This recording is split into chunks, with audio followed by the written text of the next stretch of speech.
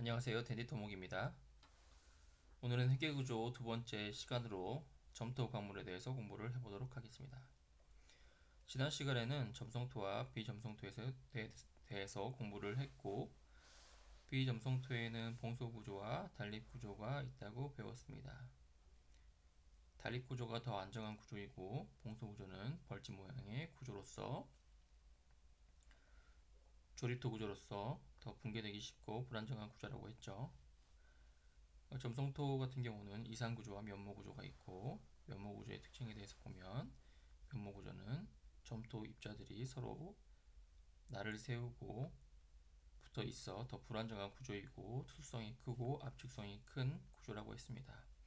그 구조를 설명하면서 점토의 구조에 대해서 동형치환과 학산이중충을 공부를 했고, 동형치환에 대해서 공부를 하면서 점토가 왜 음전하로 대전되어 있는지 공부를 했습니다.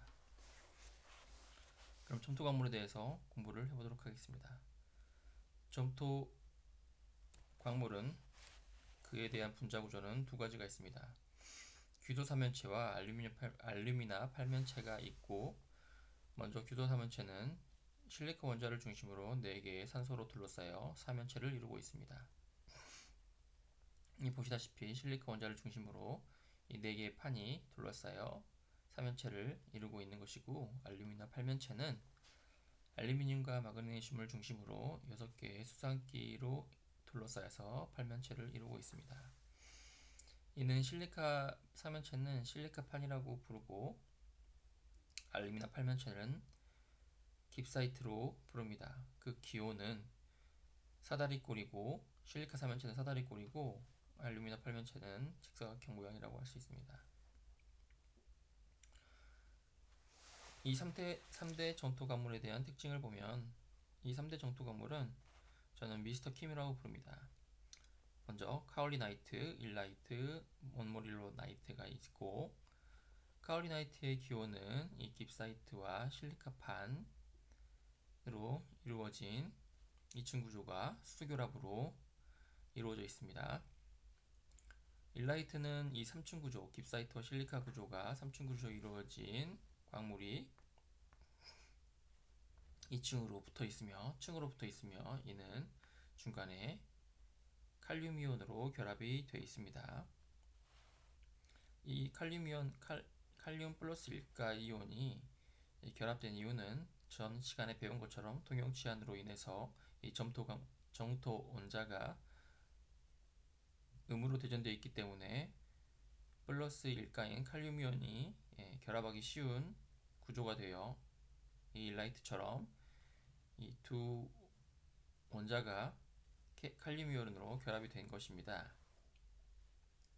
몬모릴로나이트는 교차 가능한 양이온 결합이 되어 있는데, 이 양이온에는 나트륨과 칼슘, 칼륨 등이 있습니다.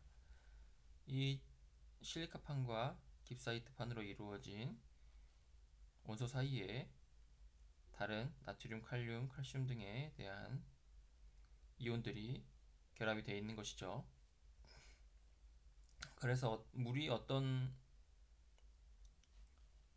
원소로 대전되어 있는가에 따라서 몬모릴로나이트가 되느냐, 일라이트가 되느냐, 이런 성질이 바뀌는 것입니다. 이 입자 모양들은 셋 다 판상형 구조이고, 이 팽창성과 결합력들을 보면 수소결합이 카올리나이트 같은 경우는 수소결합이 크기 때문에 결합력이 크고, 또 칼륨이온 결합이 그 다음으로 크고요. 제일 작은 것은 교차 가능한 양이온 결합입니다.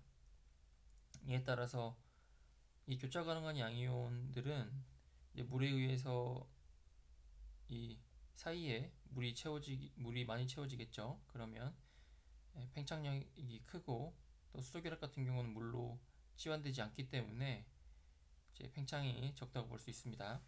그래서 이 결합의 크기는 몬모릴로나이트가 제일 크고, 결합력의 크기는 수소결합이 크고, 팽창성은 몬모릴로나이트가 크다고 할 수 있습니다. 우리가 이 3대 점토 광물에 대해서 배우게 되는 이유는 이 광물 원소 사이에 어떠한 결합으로 되어 있는가에 따라서 어떤 이온이 시안이 되고 또 물에 어떤 이온이 많은가에 따라서 성질들이 달라지게 됩니다. 그러면 기초 집안에 물이 어떤 회수가 차느냐 아니면 더 다른 물이 차느냐에 따라서 흙에 대한 에터보 관계가 달라지기 때문에 역학적 고동이 달라지겠죠. 그런 원리를 공부하기 위해서 3대 점토 건물에 대한 구조를 공부해 보았습니다.